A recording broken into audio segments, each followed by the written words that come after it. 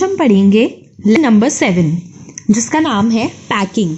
Packing यानी जब हम कभी भी कहीं बाहर जाते हैं, घूमने जाते हैं, तो हम अपने साथ सामान बांधते हैं जाने से पहले। बहुत सारी चीज़ें, जैसे अगर हमें किसी ठंड वाली जगह घूमने जाना हो तो हम बहुत सारी चीज़ें सोचते हैं कि हमें ये पैक करना चाहिए, ये रखना चाहिए। तो आज है पैकिंग के बारे में कहानी। I said I would pack. I rather pride myself on my packing. Packing is one of those many things that I feel I know more about than any other person living. It surprises me myself sometimes how many such things there are. I impressed the fact upon George and Harris and told them that they had better leave the whole matter entirely to me. They fell into the suggestion with a readiness that had something uncanny about it. George spread himself over the easy chair and Harris cocked his leg on the table. मैंने कहा मैं pack करूंगा। मैं इस बात पे बहुत गर्व महसूस करता हूँ कि मैं कितना अच्छे से पैकिंग करता हूँ। पैकिंग उन कुछ चीज़ों में से है जो मुझे लगता है मैं इस दुनिया में किसी भी इंसान से ज़्यादा जानता हूँ। हालांकि ये बात मुझे कभी चौंका देती है कि ऐसी और कितनी चीज़ें होंगी। मैंने जॉर्ज और हैरिस से कहा कि वो लोग ये सारा मामला मुझ पे छोड़ दें तो सही रहेगा, और वो भी ये बात मान गए उन्होंने भी ये बात मान ली बिना किसी ऐसा सोचे कि इस चीज़ में कुछ अजीब है।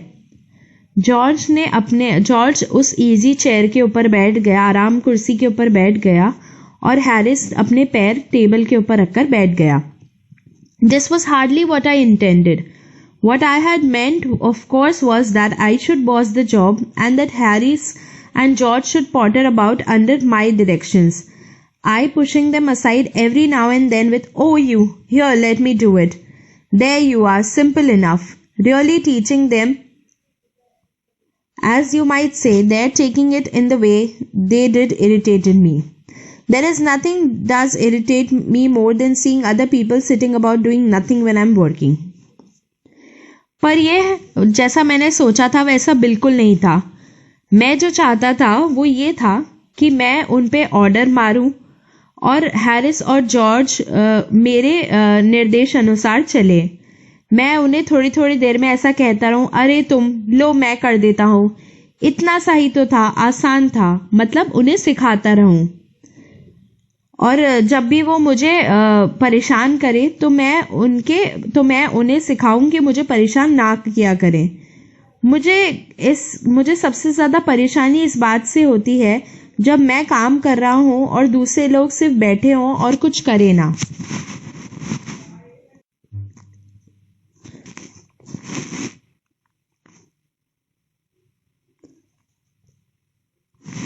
I lived with a man once who used to make me mad that way. He would loll on the sofa and watch me doing things by the hour together. He said it did him real good to look at me messing about. Now I'm not like that. I can't sit still and see another man slaving and working. I want to get up and superintend and walk round with my hands in my pockets and tell him what to do. It is my energetic nature. I can't help it. मैं एक बार ऐसे आदमी के साथ रहता था जो मुझे इसी तरीके से परेशान पागल करता था। वो सोफे पर लेट जाता और मुझे घंटों तक चीज़ें करते हुए देखता रहता। वो कहता कि मेरे ऊपर काम करना काफ़ी, मैं काम करता हुआ अच्छा दिखता हूँ। पर अब मैं वैसा नहीं हूँ। अब मैं एक जगह नहीं बैठ सकता और देख सकता कि दूसरा इंसान काम करे जा रहा है। मुझे ऐसा लगता है मैं खड़े होकर अपने दोनों हाथ अपनी जेब में डालकर उन्हें बताता रहूं कि क्या करना है, कैसे करना है। ये मेरा एनर्जेटिक यानी कि पूरा शक्ति से भरा हुआ स्वभाव है। इसमें मैं कुछ नहीं कर सकता। However, I did not say anything, but started the packing. It seemed a longer job than I had thought it was going to be. But I got the bag finished at last, and I sat on it and strapped it. "Ain't you going to put the boots in?"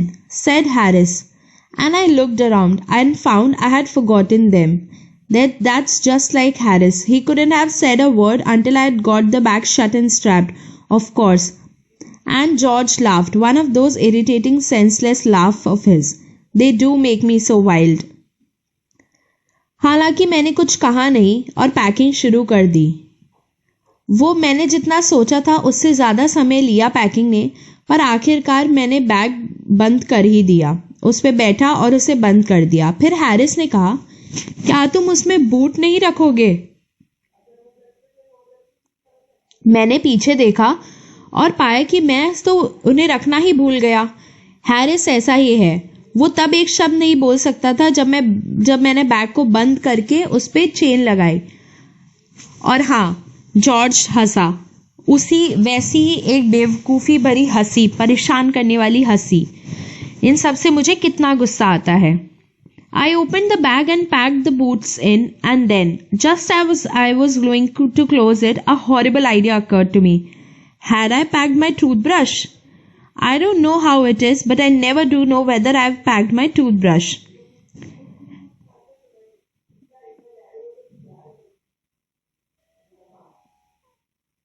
My toothbrush is a thing that haunts me when I'm traveling and makes my life a misery.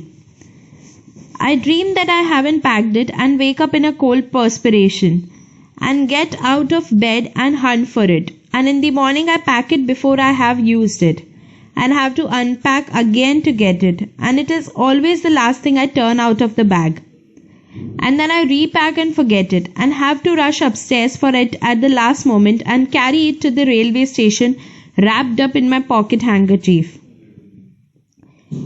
मैंने अपना bag खोला और उसके अंदर boots रखे और तभी मुझे, जैसे ही मैं उसे बंद करने वाला था, एक बहुत ही खराब आइडिया मेरे दिमाग में आया. क्या मैंने अपना टूथब्रश पैक कर लिया है?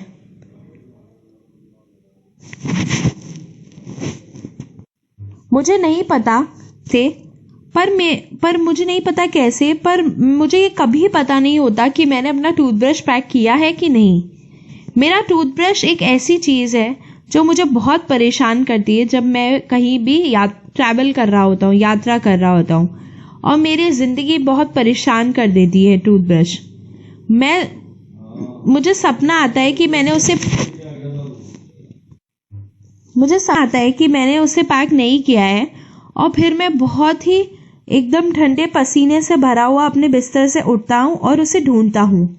और फिर सुबह मैं उसे जब मैंने उसे इस्तेमाल कर लिया था उसके बाद वापस पैक कर देता हूँ और वापस मुझे पूरे अपने सामानों में से उसे निकालना पड़ता है जब भी मुझे इस्तेमाल करना होता है. और ये हमेशा वो आखिरी चीज़ है जो मैं अपने बैग से निकालता हूँ और फिर मैं वापस उसे पैक करता हूँ और भूल जाता हूँ और फिर दोबारा मुझे ऊपर भागना पड़ता है एकदम आखिरी समय पर और रेलवे स्टेशन अपने साथ उसे एक रुमाल में बांध कर लेकर जाना पड़ता है. Of course, I had to turn every mortal thing out now. And of course, I could not find it. I rummaged the things up into much the same state that they must have been before the world was created and when chaos reigned. Of course, I found George and Harris's 18 times over, but I couldn't find my own. I put the things back one by one and held everything up and shook it. Then I found it inside a boot. I repacked once more. उसके बाद मैंने जो भी चीज़ वहाँ पे जिंदा थी उसे निकाला और वो फिर भी मुझे नहीं मिला. मैंने पूरे अफरा तफरी मचाकर हर सामान में ढूंढ लिया और सारे सामानों को वैसे ही बिखेर दिया जैसे वो पैक करने से पहले थे. और हाँ, जॉर्ज के और हैरिस का मुझे बहुत बार 18 बार लगभग मिल चुका, पर मुझे मेरा एक बार भी नहीं मिला टूथब्रश. मैंने चीज़ों को वापस एक एक करके जमाना शुरू किया और उन्हें एक बार पकड़ के ज़ोर से अपना बैग को हिलाया और फिर मुझे मेरा टूथब्रश एक बूट के अंदर मिला. मैंने दोबारा पैकिंग की. When I had finished, George asked if the soap was in. I said I didn't care a hang whether the soap was in or whether it wasn't. And I slammed the bag shut and strapped it. And I found that I had packed my spectacles in it and had to reopen it. It got shut up finally at 10:05 p.m. and then there remained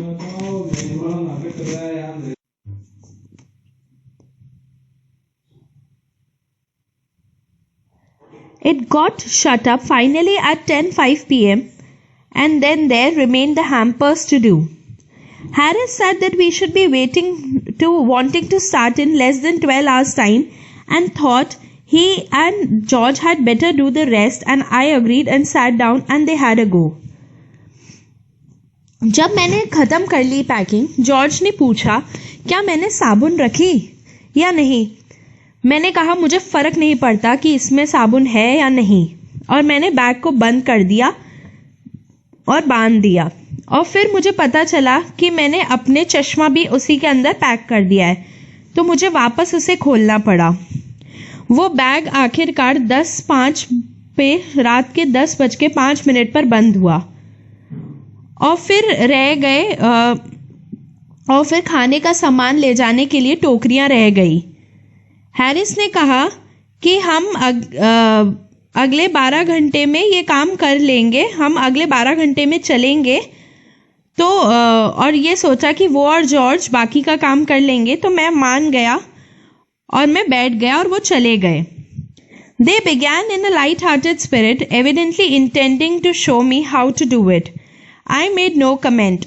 I only waited. With the exception of George, Harris is the worst packer in this world. And I looked at the piles of plates and cups and kettles and bottles and jars and pies and stoves and cakes and tomatoes, etc. and felt that the thing would soon become excited. वो लोग एक बहुत ही अच्छे मन से उन्होंने शुरू किया और मुझे दिखाने लगे कि पैकिंग कैसे करते हैं. मैंने कुछ नहीं कहा, मैंने सिर्फ इंतज़ार किया. अगर जॉर्ज को हटा दे तो हैरिस इस दुनिया में सबसे गंदी पैकिंग करता है. और फिर मैंने देखा जो ढेर लगा हुआ था plate, cup, kettle, bottle, jar, stove का, केक का, टमाटर का, और फिर मुझे महसूस हुआ कि कुछ ही देर में इसमें मज़ा आएगा. It did. They started with breaking a cup. That was the first thing they did.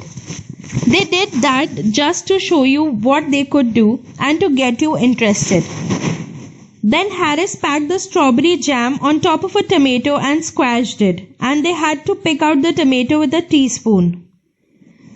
And then it was George's turn, and he trod on the butter. I didn't say anything, but I came over and sat on the edge of the table and watched them.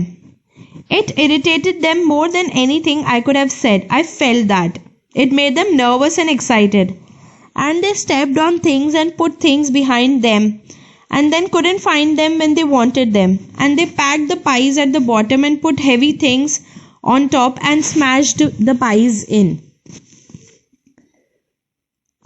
और ऐसा ही हुआ. उन्होंने शुरू किया एक cup तोड़ने से. वो सबसे पहली चीज़ थी जो उन्होंने की. उन्होंने ये इससे किया ताकि वो दिखा सके कि वो क्या कर सकते हैं और ताकि तुम्हें मज़ा आए.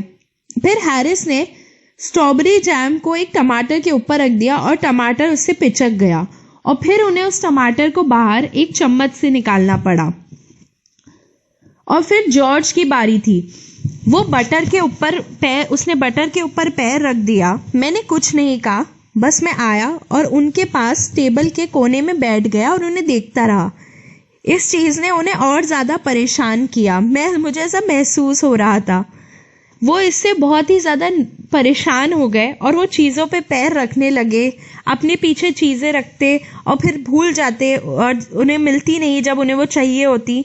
उन्होंने पाई को सबसे नीचे पैक किया. पाई खाने की चीज़ होती है जिसके ऊपर कुछ नहीं रखना चाहिए क्योंकि वरना वो दब जाएगी. तो उसे सबसे नीचे पैक किया और उसके ऊपर भारी भारी चीज़ें रख दी और सारी पाई उसमें ख़राब हो गई. They upset salt over everything, and as for the butter, I never saw two men do more with 1 and 2 pence worth of butter in my whole life than they did. After George had got it off his slipper, they tried to put it in the kettle. It wouldn't go in, and what was in wouldn't come out.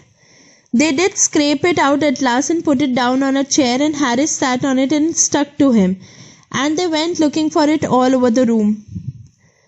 उन्होंने सब चीज़ों के ऊपर नमक गिरा दिया और butter.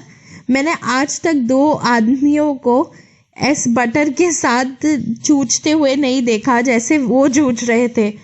George ने जैसे ही उसे अपनी चप्पल से हटाया, उन्होंने उसे केटल में डालने की कोशिश की,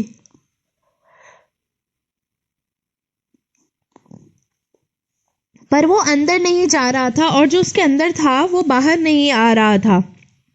उन्होंने आखिरकार उसे बिल्कुल हटाया अंदर से और उसे चेयर पर रख दिया। फिर हैरिस उस पर बैठ गया और वो बटर उससे चिपक गया और फिर वो पूरे रूम में उसे ढूंढते रहे। I'll take my oath I put it down on that chair, said George, staring at that empty seat. I saw you do it myself not a minute ago, said Harris. Then they started round the room again looking for it, and then they met again in the center and started at one another. Most extraordinary thing I've ever heard of, said George. So mysterious, said Harris. Then George got round at the back of Harris and saw it. Why, here it is all the time, he exclaimed indignantly. Where? Cried Harris, spinning around. Stand still, can't you? Roared George, flying after him. And then they got it off and packed it in the teapot.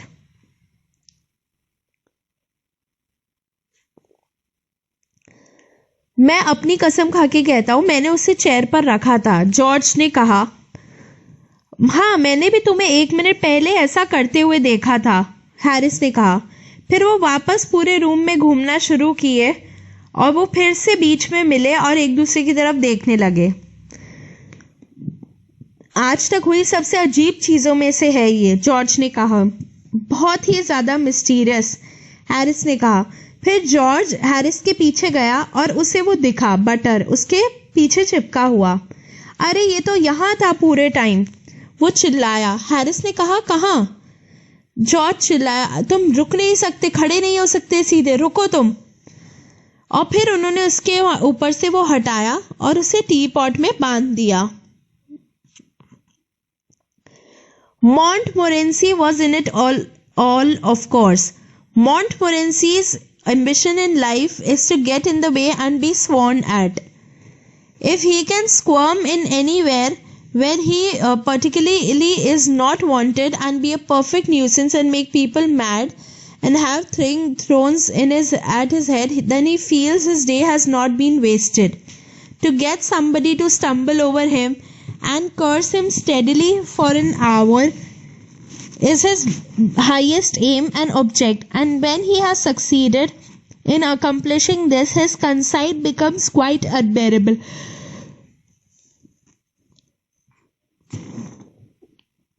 मॉन्टमोरेंसी उनके कुत्ते का नाम था, उनके पालतू कुत्ते का। मॉन्टमोरेंसीज का जिंदगी में उसका यही मकसद था कि वो हर किसी के बीच में आए और उसे डांट पड़े।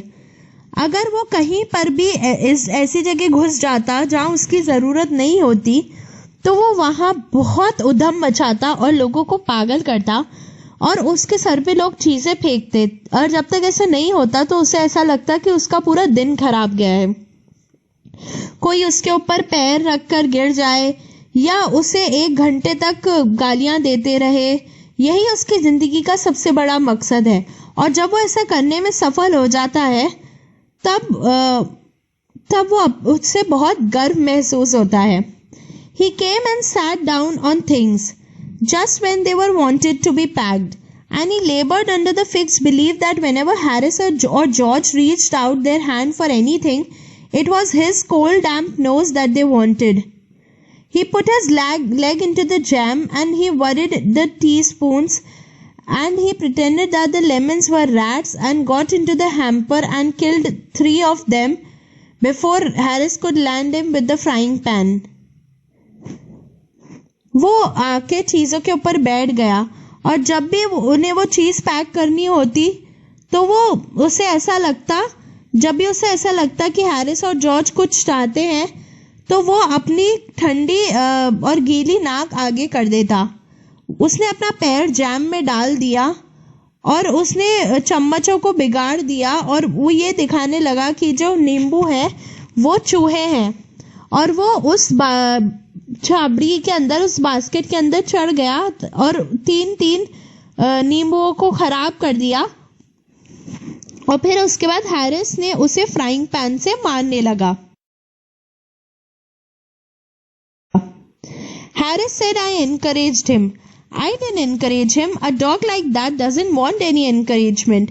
It's the natural original sin that is born in him that makes him do things like that. The packing was done at 12:50 and Harris sat on the big hamper and said he hoped nothing would be found broken. George said that if anything was broken, it was broken, which reflection seemed to comfort him. He also said he was ready for bed. We were all ready for bed. Harris was to sleep with us that night and we went upstairs. We tossed for beds and Harris had to sleep with me. He said, do you prefer the inside or the outside? Jay, I said I generally preferred to sleep inside a bed. Harris said it was odd. George said, what time shall I wake you fellows? Harris said 7. I said no, 6 because I wanted to write some letters. Harris and I had a bit of row over it, but at last split the difference and said 6:30. Wake us at 6:30, George, we said. George made no answer and we found on going over that he had been asleep for some time, so we placed the bath where he could tumble onto it and get it out in the morning and went to bed ourselves.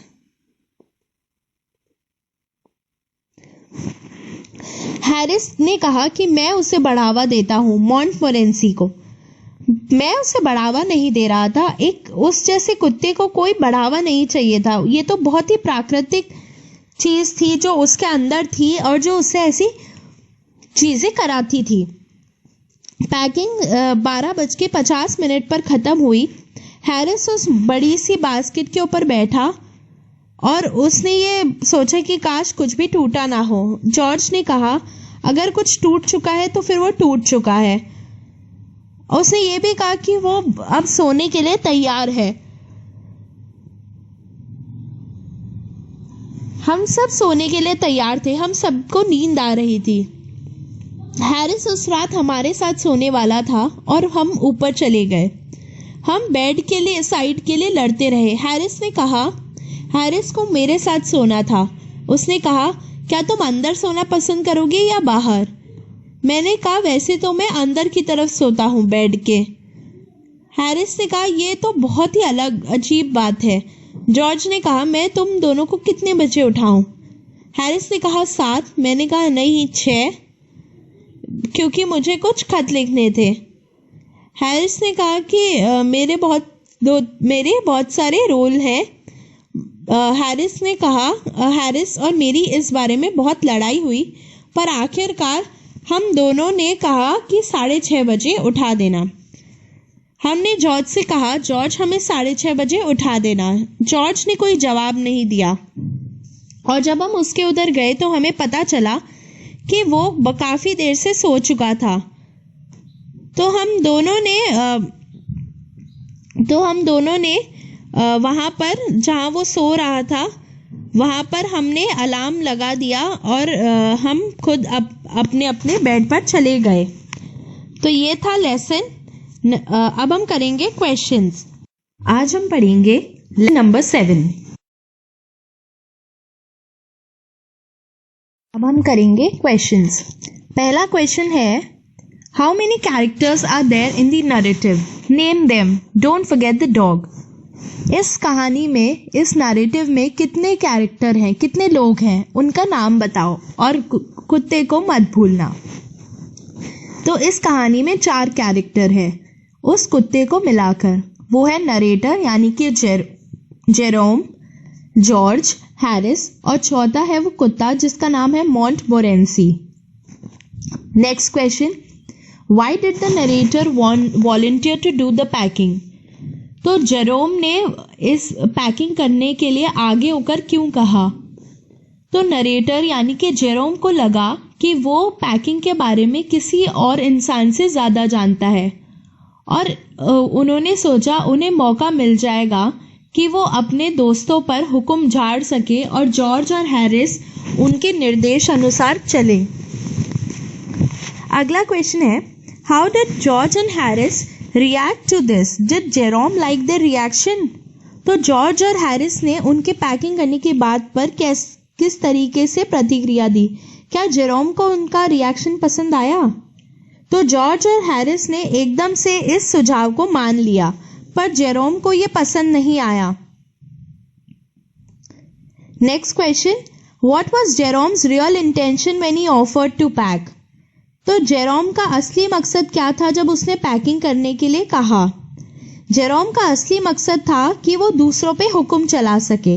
वो चाहता था Harris और George उसके नीचे काम करे और उसके बताए गए निर्देशों पर चले, पर उन्होंने उसकी बात मान ली और वो चेयर पर फालतू बैठ गए। Question 5. What did Harris say after the bag was shut and strapped? Why do you think he waited till then to ask? Harris ने क्या कहा जब बैग बंद हो चुका था और बांध दिया था जेरोम ने, और आपको क्या लगता है कि वो तब तक क्यों रुका पूछने के लिए?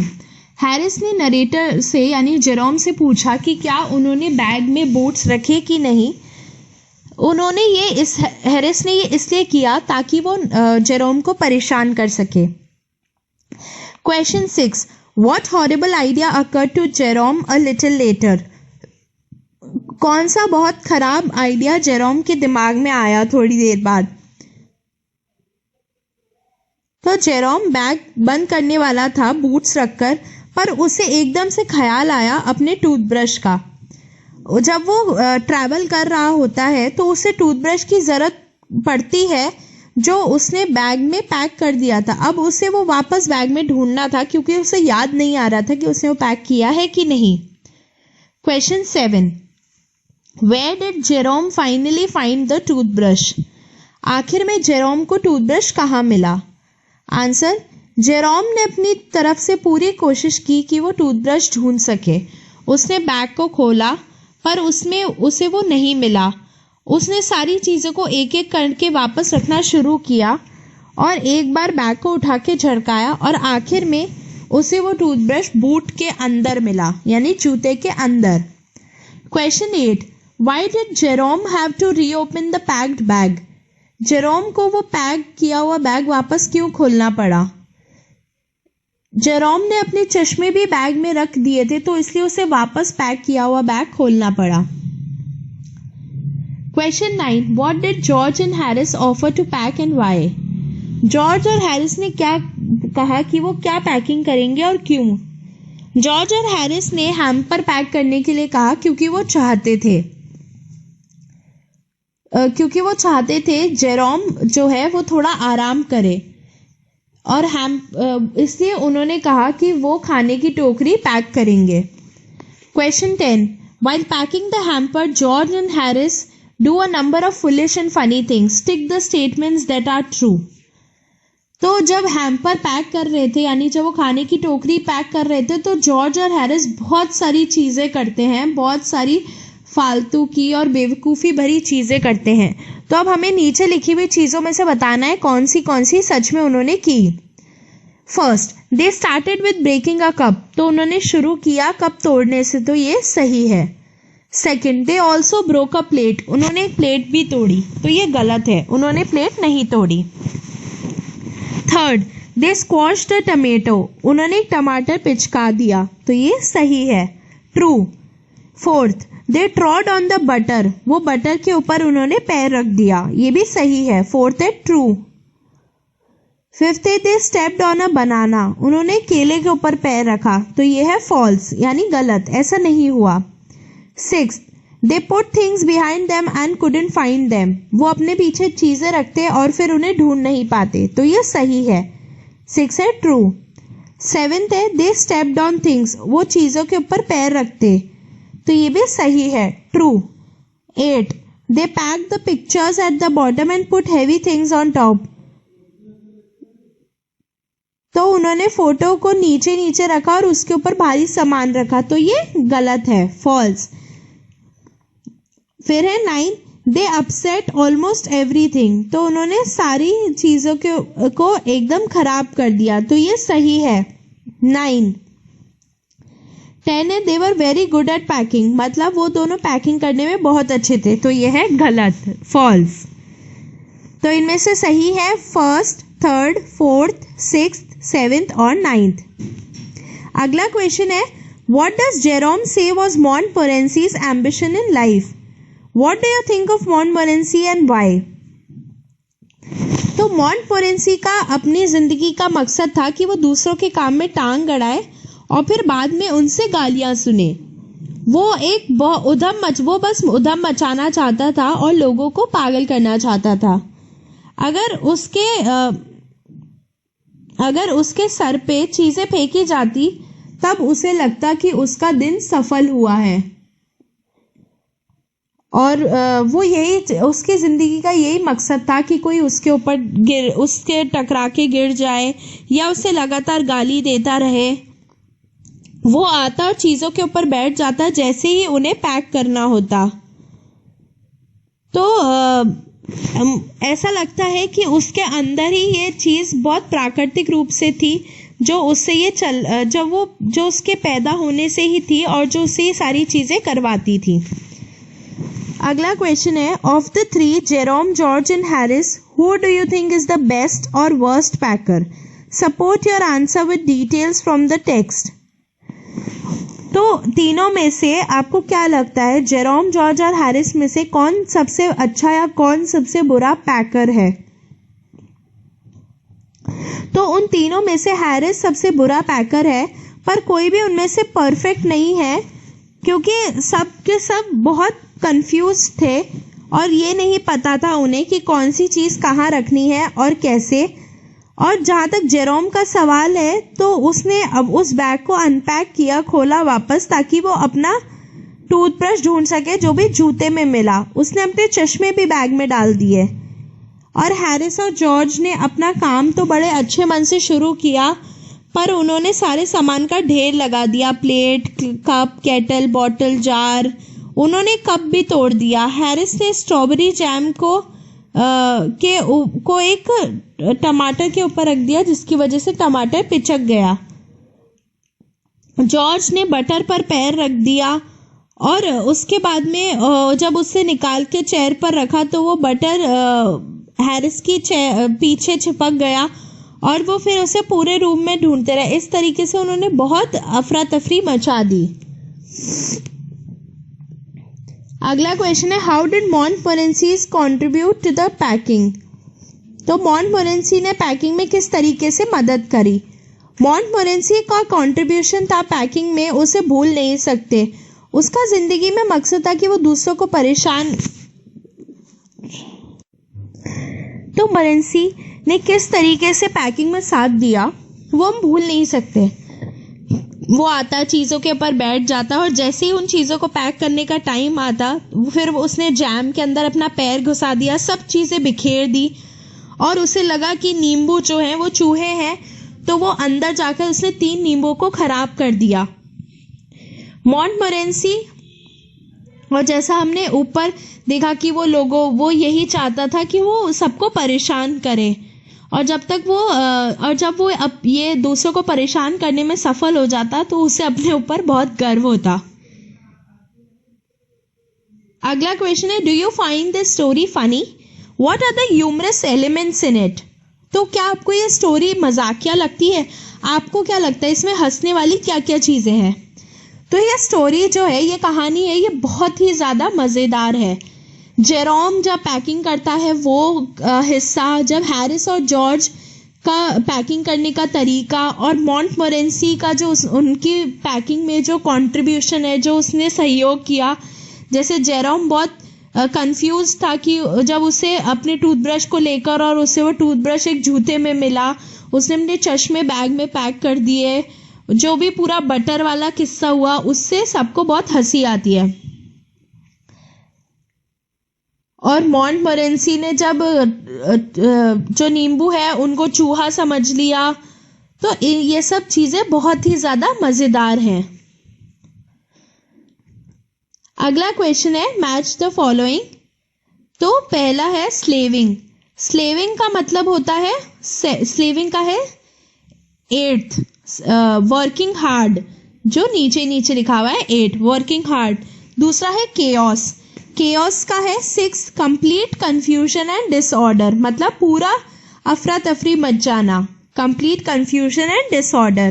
थर्ड है रमेज। रमेज का मतलब होता है किसी चीज को बिल्कुल अलग अलग, बिल्कुल गंदी तरीके से ढूंढना, जिससे चीजें इधर उधर बिखर जाएं, तो रमेज का है। 5th search for something by moving things around हरीडली और केयरलेसली।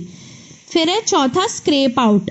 स्क्रैप आउट का मतलब है किसी चीज को किसी और दूसरी चीज के अंदर से निकालना, कोई नुकीली चीज से। Remove something from inside another thing using a sharp tool. फिर अगला है स्टम्बल ओवर या टम्बल इनटू। इसका है 7 फॉल और स्टेप ऑकवर्डली वाइल वॉकिंग। फिर है अकम्प्लिश। इसका आंसर है फिनिश, सक्सेसफुली, अचीव। फिर है 7 अनकैनी। अनकैनी का आंसर है 3rd strange, mysterious, difficult to explain.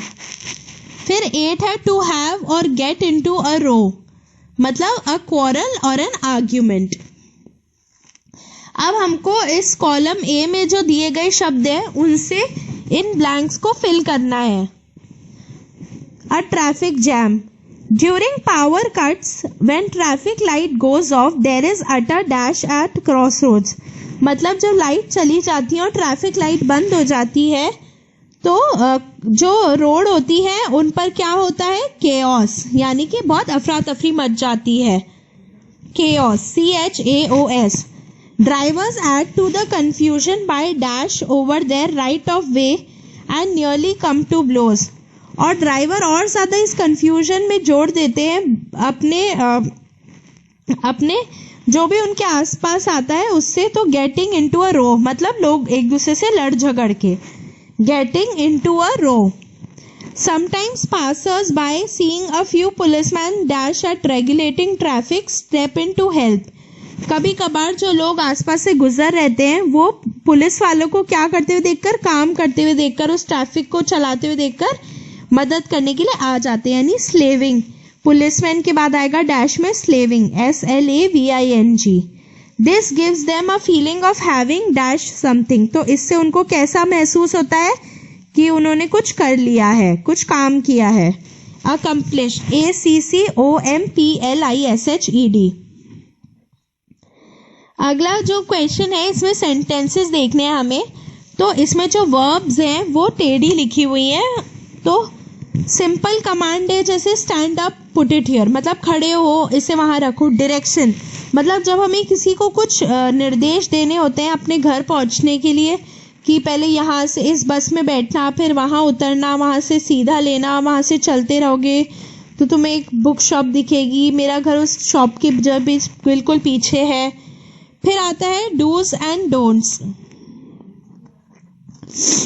और डूज एंड डोंट्स होते हैं मतलब आपको क्या करने हैं और क्या चीजें नहीं करनी है।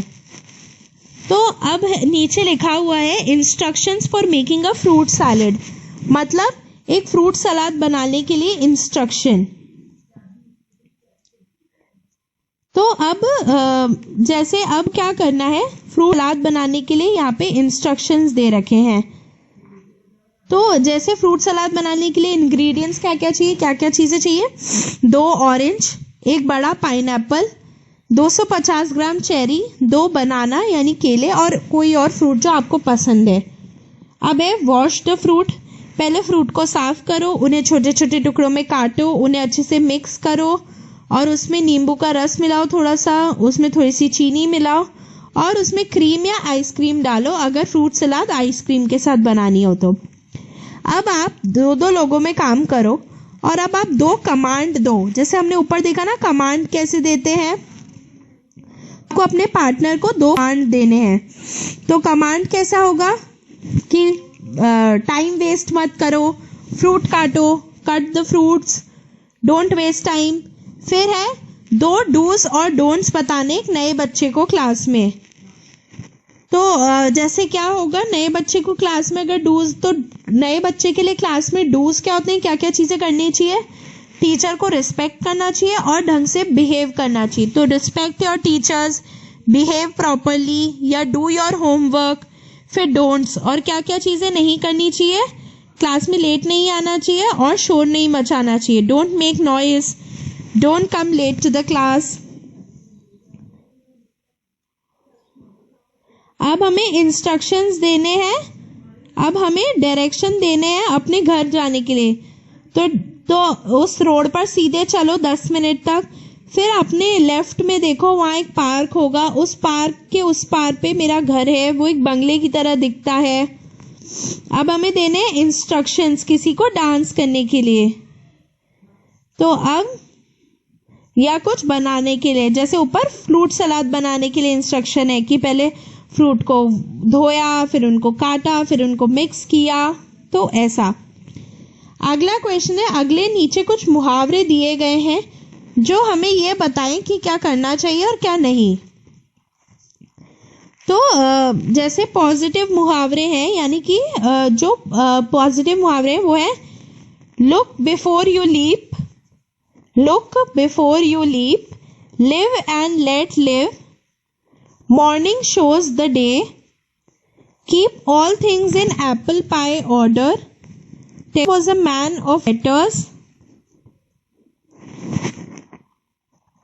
तो ये सारी है वो पॉजिटिव प्रोवर्ब्स, मुहावरे। और नेगेटिव है don't make a mountain out of a molehill, मतलब राई का पहाड़ मत बनाओ। Don't put all your eggs in one basket, don't cry over spilled milk, don't put the cart before the horse.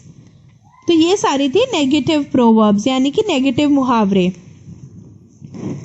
Writing, तो आपने Jerome को, George को और हैरिस को देखा कि उन्होंने कैसे पैकिंग को बिल्कुल बिगाड़ दिया, खास करके उस टोकरी को खाने की। तो उनकी गलतियों से आप ये तो समझ गए होंगे कि क्या क्या चीज़ें करनी चाहिए पैकिंग के टाइम और क्या क्या चीज़ें नहीं। तो अब आप लोग कुछ सलाह दे सकते हो कि पैकिंग कैसे करनी चाहिए और कैसे नहीं। जैसे यहाँ शुरुआत करेगी कि सबसे पहले जो भारी सामान है उनको पैक करना चाहिए, और खासकर कि वो जो आपको एकदम से नहीं चाहिए। तो अब आप ऐसे करके लिखना कि पैकिंग कैसे करनी चाहिए। नेक्स्ट है स्पीकिंग। तो I told George and Harris that they had better leave the whole matter entirely to me. तो जैसे ये सेंटेंस देखो, इसमें लिखा है मैंने जॉर्ज और हैरिस से कहा कि अच्छा होगा अगर वो पूरा मामला मेरे पे छोड़ दे। तो ये जो हैड बेटर यानी अच्छा होगा जो शब्द का इस्तेमाल है वो वो कब कब होता है। पहला, अगर आपको किसी को कोई सलाह देनी हो तब, या किसी को ऑर्डर करना हो तब, किसी को कोई ऑर्डर देना हो तब, या कोई धमकी देनी हो तब। तो अब हमको ये जो सिचुएशन है इनको इस नीचे लिखी हुई है, इनको दे गई है ऑर्डर देने हैं या थ्रेट या सजेशन। तो जैसे पहला है hasn't returned a book to the library, जब आपने कोई लाइब्रेरी की किताब वापस लौटाई नहीं हो। तो इसको कैसे बोल सकते हैं, you had better return the book to the library, the librarian charges fine for any delay. दूसरा, has forgotten to bring lunch, you had better not to forget to bring the lunch. तीसरा है hasn't got enough change for bus fare, इसका होगा you had better get change for bus fare or alight from the bus. फिर है has found out a secret about you, you had better keep your secrets or he will make them public. Last, has misplaced your English textbook, you had better keep your English textbooks or your brother will misplace it.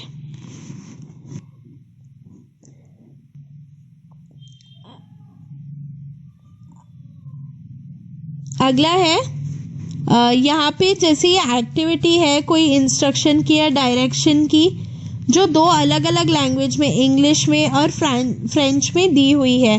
तो आप इनको भी पढ़ सकते हैं कि किस तरीके से इंस्ट्रक्शन दिए जाते हैं। अब लास्ट है ये पोएम, बहुत ही मजेदार पोएम है, the duck and the kangaroo, मतलब कि बतख और कंगारू की कहानी। said the duck to the kangaroo.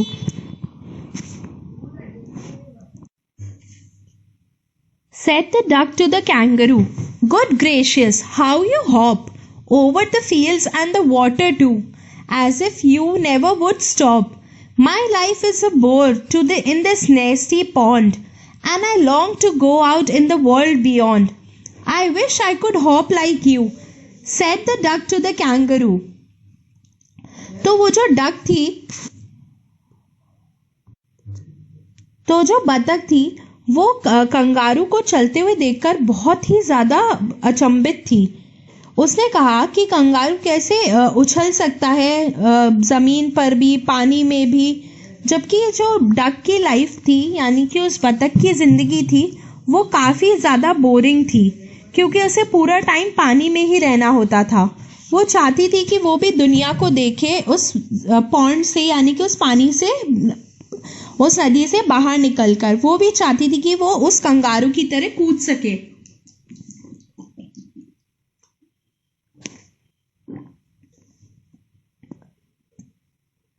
"Please give me a ride on your back," said the duck to the kangaroo.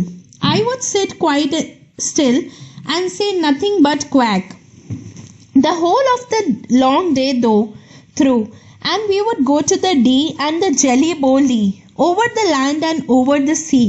Please take me a ride, oh do," said the duck to the kangaroo.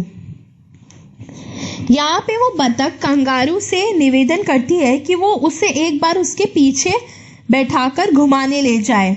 वो उससे वादा करती है कि वो एकदम शांत बैठेगी और पूरे दिन भर सिर्फ क्वैक करेगी। क्वैक यानी जो बतख जो आवाज करती है वो। और फिर बतख उसके सामने वो जगह के नाम लेती है, जैसे कि वो डी जाएंगे, जेली वो लील जाएंगे, ये जगहों के नाम है। और वो ये भी कहती है कि वो लोग वो जमीन में और पानी में कूदेंगे। Said the kangaroo to the duck, "This requires some little reflection. Perhaps on the whole it might bring me luck. And there seems but one objection, which is if you let me speak so bold. Your feet are unpleasantly wet and cold, and would probably give me the rheumatism," said the kangaroo. Kangaroo ने जवाब दिया कि उसे इस बारे में सोचना होगा। ये आइडिया उसके लिए भी अच्छा हो सकता है, पर उसे बस एक परेशानी है कि उस बतख के पैर बड़े ही ठंडे और गीले होते हैं, जिससे उसको रूमेटिज्म यानी कि उसको शरीर में दर्द हो सकता है। Said the duck, "As I sat on the rocks, I have thought over that completely, and I bought 4 pair of worsted socks which fit my web feet neatly. And to keep out the cold, I have bought a cloak, and every day a cigar I'll smoke, all to follow my own dear true love of a kangaroo." बतख ने कहा कि जब वो पत्थरों पे बैठती है पूरा दिन, तो उसने भी ये बात सोची, और इसलिए ऐसा ना हो इसके लिए बतख ने 4 मोजे की जोड़ियां खरीदी है, जो उसके पैरों पे आराम से फिट होती है, और गर्म रहने के लिए वो ऊपर एक स्वेटर भी पहनेगी, और वो एक सिगार भी पिएगी रोज। और ये सब बतख इसलिए करेगी ताकि वो कंगारू को बचा सके। Said the kangaroo, "I am ready, all in the moonlight pale. But to balance me well, dear duck, sit steady, and quite at the end of my tail." So away then went with a hop and a bound, and they hopped the whole world 3 times round. And who so happy, oh who, as the duck and the kangaroo. Kangaroo इस बात से संतुष्ट था जो बतख ने कहा, और वो घुमाने के लिए तैयार हो गया।